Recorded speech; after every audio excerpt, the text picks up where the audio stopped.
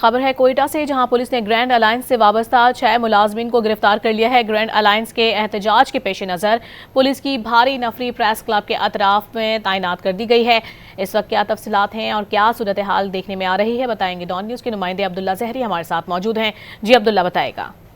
جی بالکل، بلوچستان سے وابستہ گرینڈ الائنس جو سرکاری ملازمین کی ایک تنظیم بنائی گئی ہے، جو گزشتہ 10 روز سے سراپا احتجاج ہے اور روزانہ کی بنیاد پر احتجاج کیا جا رہا ہے، اور آج بھی 6 سے زائد ملازمین کو حراست میں لیا گیا، جنہیں 3 MPO کے تحت ڈسٹرکٹ جیل کوئٹہ بھیج دیا گیا۔ اس کے ساتھ ساتھ گزشتہ 10 دنوں کے دوران 100 کے قریب ملازمین کو حراست میں لیا گیا ہے۔ تاہم اس حوالے سے گرینڈ الائنس کے مطالبات کو مد نظر رکھتے ہوئے بلوچستان کی سطح پر سیاسی جماعتوں، جن میں بلوچستان نیشنل پارٹی، عوامی نیشنل پارٹی اور دیگر سیاسی جماعتوں نے آل پارٹیز کانفرنس کر کے آج کے دن ہی احتجاج کا اعلان کیا تھا۔ تاہم اس احتجاج کو روکنے کے لیے کوئٹہ پولیس کی جانب سے پریس کلب اور اطراف کی شاہراہوں کو مکمل طور پر بند کر دیا گیا اور پولیس کی بھاری نفری تعینات کی گئی تاکہ ملازمین کے حق میں آل پارٹیز کی جانب سے کوئی احتجاج نہ ہو سکے۔ جی بہت شکریہ عبداللہ آپ کا۔